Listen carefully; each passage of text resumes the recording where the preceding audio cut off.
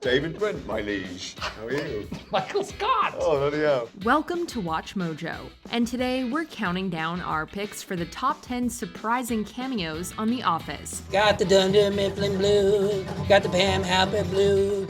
And why are his hands up? Bill? He told me he couldn't show it to me, but he has a gun.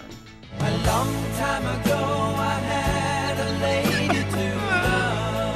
For this list, we'll be going over some of the most shocking appearances by actors and celebrities on the sitcom The Office. To be clear, these can't be major recurring roles. At most, they'll appear in 1 or 2 episodes. If there's a cameo you were surprised didn't make our list, please let us know in the comments.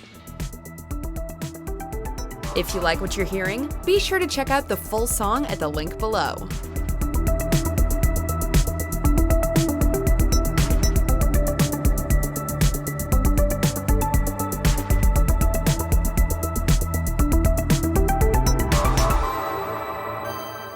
Number 10, Jim Carrey. Following Michael Scott's departure and his replacement's coma, Dunder Mifflin Scranton is left without a regional manager. To rectify this, a search committee is formed, and various candidates are interviewed. Several big-name stars appear during the episode, but easily one of the most surprising is Jim Carrey. I want the job. I really do. It's just the rest of my family's in the Finger Lakes right now. His unnamed candidate relates that he was on vacation with his family in the Finger Lakes, but claimed to be on a hike and snuck away to do the interview. I'm supposed to be in the Finger Lakes right now. I told him I was on a hike, snuck away to do this interview. It's a short scene, but it still stands out in an episode stacked with talent, thanks to Carrey's unassuming and funny delivery. I gotta get back pretty soon, don't worry. People disappear in the Finger Lakes. Number 9, Dan Castellaneta. Is there someone here to see me? Yes, this man. Come on in. Dan Castellaneta may not have the most recognizable face, but you've no doubt heard his voice since he plays Homer Simpson on The Simpsons. No! Chocolate. No! The actor appears in this episode as Mr. Ramish, a client that's highly sought after by Dwight, Jim, and other Dunder Mifflin salesmen. Every salesman I've ever met has given me his personal phone number. Of course they have, which is why I'm giving you a key to my house. However, Andy manages to sneak in and snatch his business away from them all. Castellaneta is only in a few scenes, but he plays a great straight man against the craziness that the salesmen deliver. It's too bad he didn't appear more. We would have thrown dough at the screen to make that happen.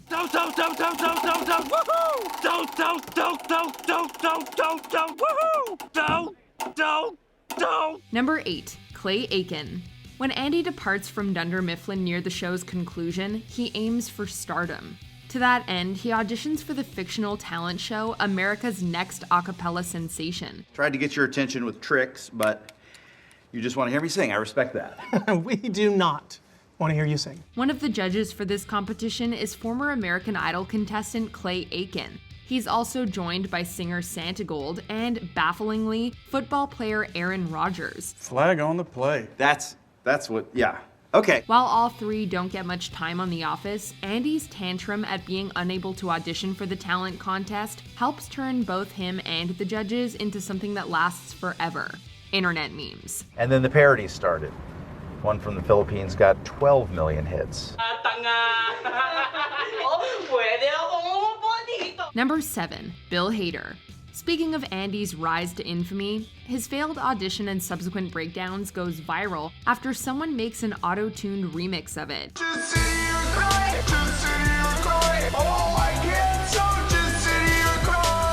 This inspires plenty of parodies from all over the globe, as well as mockery from more mainstream sources. One of the most notable of the latter sees Andy, known to the world as Baby Wawa, parodied on Saturday Night Live. Oh, come on, baby Wawa. Don't be such a baby. In a clip shown on the show, then SNL star Bill Hader portrayed Andy on the Weekend Update segment, hosted by Seth Meyers. Hader is truly an uncanny impressionist. For Weekend Update, I'm Seth Meyers. That's Baby Wawa. Good night. Number 6, Bob Odenkirk. Hi, I'm Mark. Hi, Pam. Hello. I'm the horrible boss around here, but please don't hire Jamie Foxx to kill me.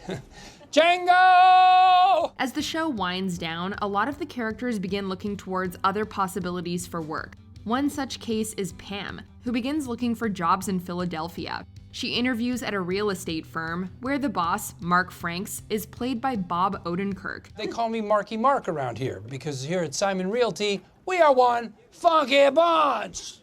Come on, you guys, raise the roof when I say that.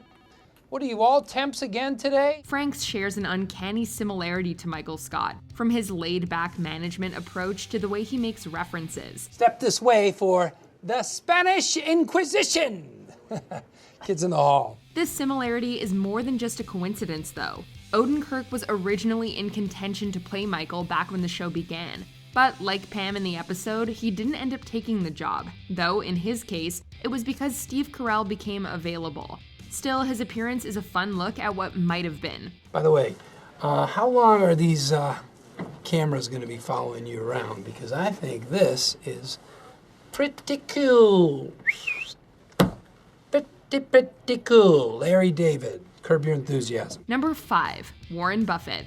The Office's search committee has some surprising appearances, as we've seen already. Still, arguably the most shocking one is by billionaire investor Warren Buffett, playing an unnamed character who's applying for the manager job. Can you do any better on salary?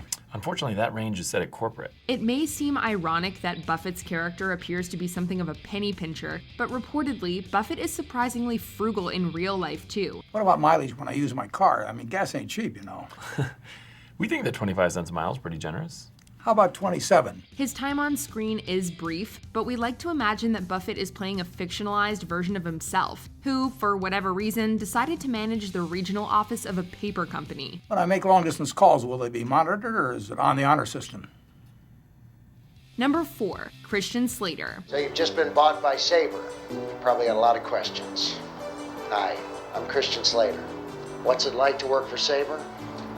Let's find out together. After Dunder Mifflin is bought by Sabre, the office workers have a lot to get used to about their new parent company. To help ease this transition, they're shown a video, but ultimately it raises a lot more questions than it answers. The video is hosted by Christian Slater as himself.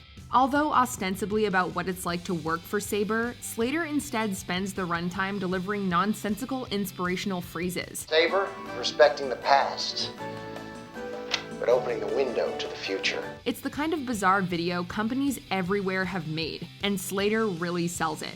We're not sure how Sabre would let you taste a rainbow unless they've got a partnership with Skittles. Have you ever tasted a rainbow? At Sabre, you will. Number 3, Jack Black. Let's play bridge. You can be my partner. All right. Lily? We've already seen several celebrities playing themselves, but what about one playing themselves playing a role in a fake movie? In this episode, Andy shows Jim and Pam a pirated film on his computer starring Jack Black as a man who falls for his girlfriend's grandmother. You know, Lily was supposed to be Nicole Kidman, and it was going to be Sophie's mom, not grandmother. But then Nicole Kidman dropped out, so they went with Cloris Leachman with a small rewrite. The film within the show also stars Jessica Alba as the girlfriend and Cloris Leachman as the grandmother. We only get to see glimpses of the movie's plot throughout the extra-long episode, but from what we see, it probably wouldn't be the highlight of any of their careers if it were real. As a joke, though, it's pretty funny. Lily, push the reverse button. Reverse the button.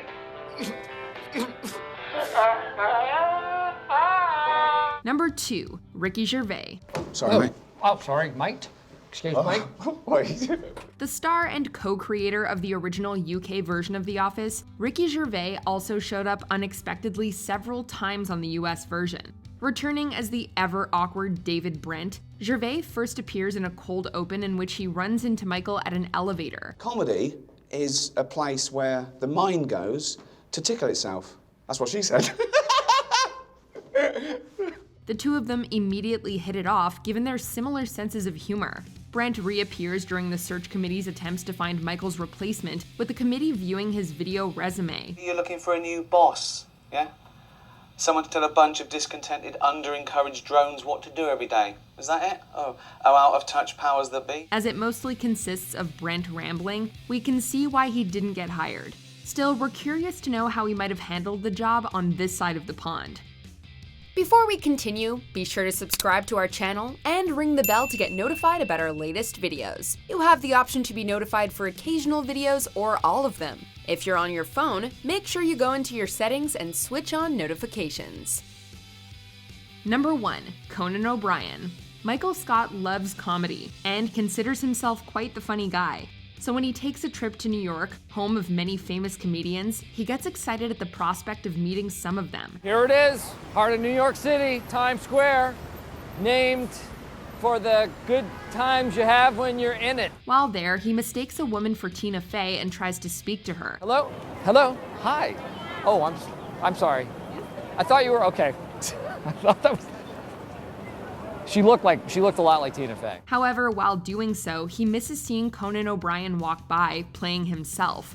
Also, while it wasn't in the show itself, he did literally drop in on The Office during the intro of the 2006 Emmys, which he hosted. Both moments were very unexpected and hilarious. Pam is very attractive, no question. I mean, if I didn't have an award show to host, I could easily see having 2 or 3 seasons of will they, won't they sexual tension that ultimately goes nowhere. Do you agree with our picks? Let us know in the comments. And hey, if you're a fan of the song playing right now, be sure to check out the music video for it right here.